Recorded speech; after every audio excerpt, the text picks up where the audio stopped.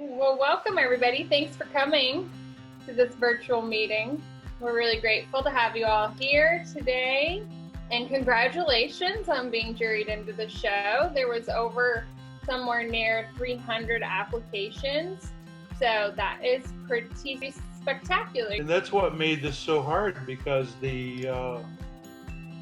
Marissa will tell you that I probably went through maybe 10 or 12 times before I got down to this final group. So how important this is to the other artists.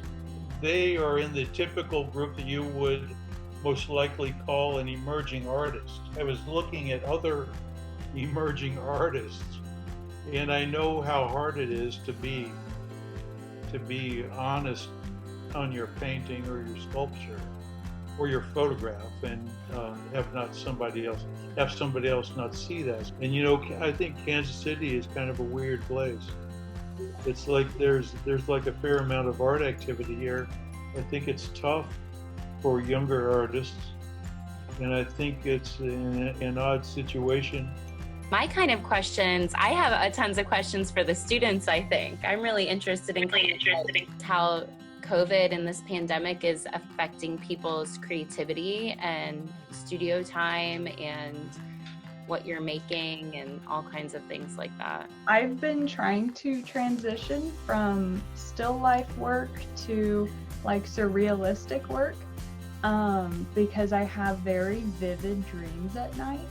And recently, because of COVID and staying at home and being locked up in my house all the time, I have been experiencing way more crazy dreams. It is just like a crazy night every single night just because of my dreams. And it's been affecting my work a lot because that's what I try to include in my work. So the piece that was accepted of mine demonstrates my ability to paint realistically, but this is something that I'm kind of actively moving away towards in my art, but I'm kind of stuck because I feel like I put a lot of my self-worth on this skill. I like the work that I'm making now, but then when I kind of present it, I feel like maybe I'm not going to be taken seriously.